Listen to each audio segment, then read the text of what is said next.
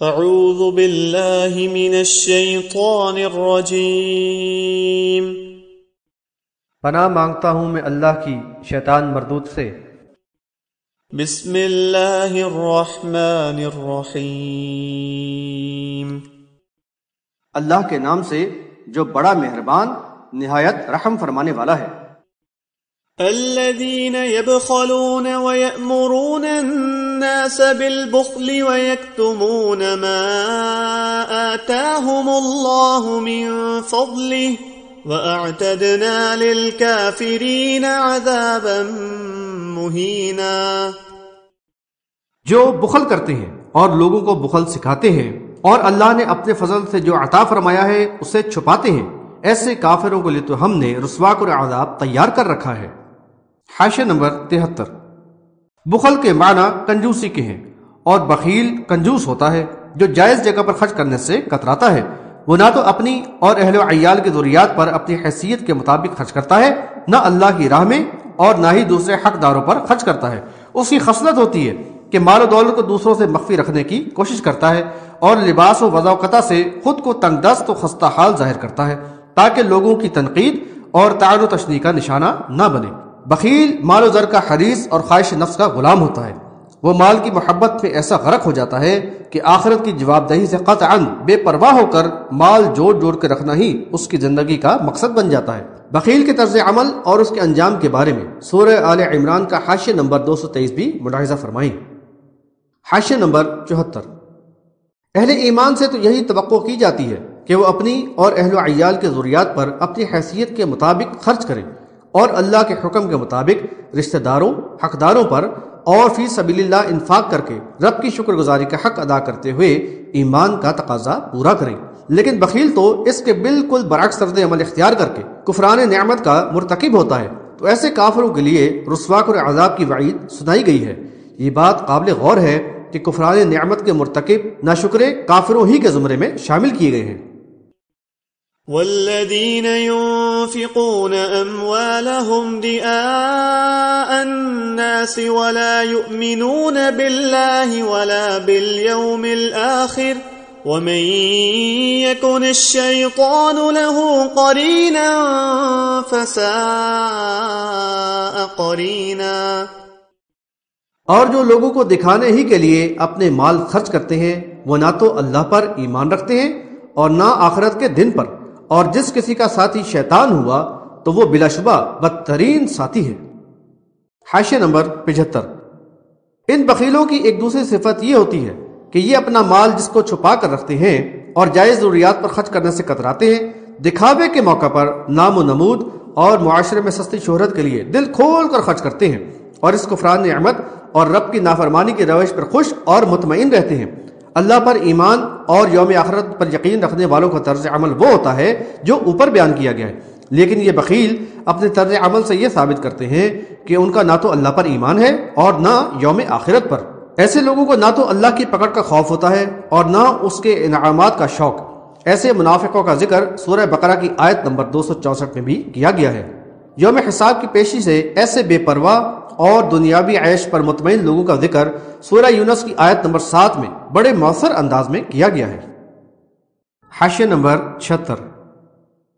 یہاں بتایا جا رہا ہے کہ ان لوگوں نے اللہ کی اطاعت گزار بندوں کا ساتھ چھوڑ کر شیطان کے ساتھ چلنے والوں کا ساتھ اور ماحول پسند کر لیا ہے، اور شیطان تو بلا شبہ بدترین ساتھی ہے۔ یہ بات بھی یاد رکھی جائے کہ جو کوئی اللہ کی یاد سے غافل ہوتا ہے اور شیطان کی ہم نشینی اختیار کر لیتا ہے تو پھر شیطان ہر دم اس پر مسلط رہتا ہے اور اسے اللہ کی اطاعت سے روکتا اور نافرمانی پر اکساتا رہتا ہے۔ وہ اسے اللہ کی راہ میں انفاق سے بھی روکتا ہے اور مفلسی اور تنگ دستی سے ڈراتا ہے، لیکن دکھاوے کے لیے خرچ کرنے پر خوب اکساتا ہے کہ اس طرح شہرت و نیک نامی حاصل ہوگی۔ ملاحظہ ہو سورہ حامیم السجدہ آیت نمبر 25 اور سورہ زخرف آیت نمبر 36۔ الغرض جو کوئی شیطان کا ہم نوا بنا تو وہ مارا گیا، دنیا میں ذلت و رسوائی اس کا مقدر بنے گی اور پھر جہنم کے دائمی عذاب میں ڈال دیا جائے گا۔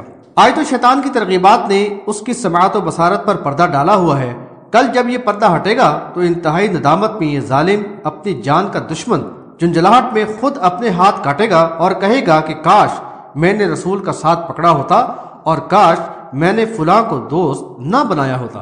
بحوالہ سورۃ الفرقان آیت نمبر 27 اور 28۔ دوسری جگہ فرمایا کہ اس وقت یہ کہے گا کاش میرے اور تیرے درمیان مشرق و مغرب کا بعد ہوتا، تو بہت ہی برا ساتھی نکلا۔ بحوالہ سورۃ الزخرف آیت نمبر 38۔ وماذا عليهم لو آمنوا بالله واليوم الآخر وأنفقوا مما رزقهم الله وكان الله بهم عليما۔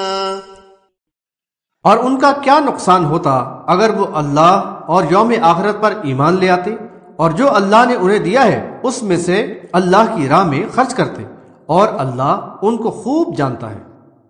حاشیہ نمبر 77۔ یہاں بڑے ہی فصیح انداز میں عبرت دلاتے ہوئے تنبیہ کی جا رہی ہے کہ یہ اپنی جان کے دشمن اگر ایمان کا اقرار کرنے کے بعد منافقانہ روش چھوڑ کر ایمان والوں کا انداز اختیار کر لیتے، اللہ کے عذاب سے ڈرتے ہوئے یوم آخرت کی جواب دہی کی فکر کے ساتھ اللہ کا دیا ہوا مال اللہ کی راہ میں خرچ کرتے اور ہر مرحلے میں ایمان والوں کے ساتھ شریک رہتے، تو دنیا میں بھی عزت و سربلندی عطا کی جاتی اور آخرت میں جنت کی دائمی نعمتوں کے حقدار ٹھہرا دیے جاتے، تو بھلا اس میں ان کا کیا نقصان ہوتا؟ یہ بات قابل غور ہے کہ جو کوئی ایمان کا اقرار کرنے کے بعد بھی اس کے تقاضے پورے نہ کرے تو اس کو کفار میں ہی شمار کیا گیا ہے، جیسا کہ آیت نمبر 37 میں کہا گیا تھا۔ اور یہاں انفاق کر کے ایمان کی روش اپنانے کی تاکید کی گئی ہے۔ یہ بات یاد رہے اس وقت حق و باطل کی کشمکش قتال کے مرحلہ سے گزر رہی تھی، لہذا جنت کے آرزومند مجاہدوں کو جان کی قربانی دینے کے ساتھ ساتھ اللہ کی راہ میں مال بھی بے دریغ خرچ کرنے کی تاکید کی جا رہی ہے۔ اور یہاں منافقوں کی روش کا تذکرہ کر کے مومنوں کو یہ سبق دیا گیا ہے کہ وہ ایسے طرز عمل سے بچے رہیں۔ مزید وضاحت کے لیے سورہ بقرہ کی آیات نمبر 261، 264، 274 اور حاشیہ نمبر 295، 298، 309 ملاحظہ ہوں۔ ان اللہ لا يظلم مثقال ذرة وإن تك حسنة يضاعفها ويؤت من لدنه أجرا عظيما۔ بلا شبہ اللہ ایک ذرہ برابر بھی ظلم نہیں کرتا، اور اگر کسی کی نیکی ہوگی تو اس کو اور بڑھا دے گا اور اپنے پاس سے بڑا اجر عطا فرمائے گا۔ حاشیہ نمبر 78۔ اللہ تعالیٰ عادل حقیقی ہے، اس سے تو ذرہ برابر بھی ظلم و زیادتی یا ناانصافی کا تصور ممکن نہیں۔ وہ تو بہت ہی زیادہ عفو درگزر کرنے والا ہے اور معاف کرنے والے بندوں سے بھی محبت کرتا ہے۔ ایمان والے بندوں کے مخلصانہ عمل کا قدرداں ہے اور ان کے اعمال کا اجر خوب بڑھا چڑھا کر دیتا ہے، اور جتنا اس کا حق ہے بندہ کو اس کے ایمان و اخلاص کے لحاظ سے اپنے پاس سے اور زیادہ عطا فرماتا ہے۔ بحوالہ سورہ فاطر آیت نمبر 30۔ لہذا اس کے مخلص اہل ایمان بندے اس کی رحمت و مغفرت کی بہت زیادہ توقعات رکھتے ہیں۔ فَكَيْفَ إِذَا جِئْنَا مِن كُلِّ أُمَّةٍ بِشَهِيدٍ وَجِئْنَا بِكَ عَلَى هَؤُلَاءِ شَهِيدًا۔ پھر اس دن ان کا کیا حال ہوگا جب ہم ہر امت میں سے ایک گواہ لائیں گے اور تمہیں بھی ان لوگوں پر گواہ بنائیں گے۔ حاشیہ نمبر 79۔ یوم حساب یوم شہادت ہے، اس دن کی سنگینی اور ہولناکی کا احساس دلایا جا رہا ہے۔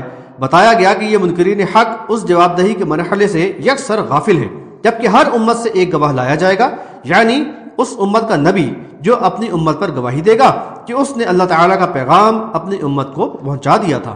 امتی اس کو جھٹلانے کی کوشش کریں گے اور اللہ کے آخری رسول صلی اللہ علیہ وسلم اللہ تعالیٰ کی بارگاہ میں اپنی امت پر گواہی دیں گے۔ مزید تفصیل کے لیے سورہ بقرہ کا حاشیہ نمبر 143 ملاحظہ ہو۔ اس شہادت حق کی اہمیت کا اندازہ بخاری کی اس روایت سے ہو سکتا ہے۔ عبداللہ بن مسعود رضی اللہ عنہ بیان کرتے ہیں کہ ایک مرتبہ رسول اللہ صلی اللہ علیہ وسلم نے فرمایا کہ مجھے قرآن سناؤ۔ میں نے عرض کیا کہ میں آپ کو قرآن سناؤں، اور یہ تو آپ صلی اللہ علیہ وسلم پر نازل ہوا ہے۔ آپ صلی اللہ علیہ وسلم نے فرمایا ہاں، مجھے دوسروں سے سننا اچھا معلوم ہوتا ہے۔ بیان کرتے ہیں کہ پھر میں نے سورہ نساء تلاوت کی، یہاں تک کہ جب میں اس آیت پر پہنچا فَكَيْفَ إِذَا جِئْنَا مِنْ كُلِّ أُمَّةٍ بِشَهِيدٍ، تو آپ صلی اللہ علیہ وسلم نے فرمایا کہ بس کرو، تو اس وقت آپ کی آنکھیں اشک بار تھیں۔ بحوالہ بخاری کتاب التفسیر۔ نبی صلی اللہ علیہ وسلم پر جو رقت طاری ہوئی، یہ شہادت حق کی ذمہ داری کے شدت احساس کی وجہ سے تھی۔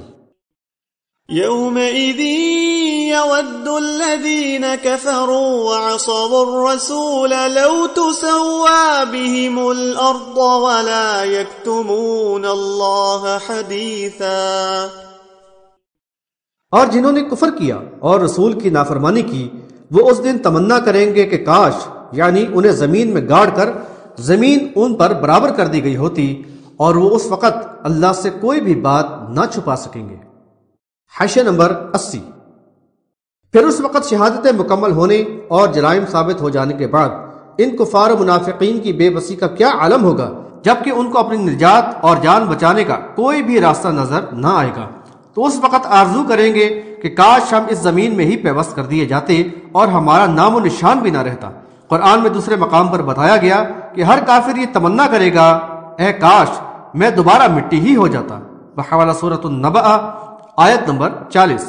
اس وقت وہ کوئی بات اللہ تعالیٰ سے چھپا نہ سکیں گے جبکہ ان کے اعضاء وغیرہ ان کے خلاف گواہی دیں گے، بحوالہ سورہ یاسین آیت نمبر 65، سورہ حامیم السجدہ آیت نمبر 20، 21 اور 22۔ ان کے سارے کرتوتوں کا ریکارڈ ان کے سامنے ہوگا جس کو دیکھ کر وہ خود بھی حیرت میں غرق ہو جائیں گے کہ یہ کیسی کتاب ہے جس نے نہ تو کوئی چھوٹی بات چھوڑی نہ بڑی بات جس کا احاطہ نہ کیا ہو، جو کچھ انہوں نے کیا ہے سب اس میں موجود پائیں گے، بحوالہ سورہ کہف آیت نمبر 49۔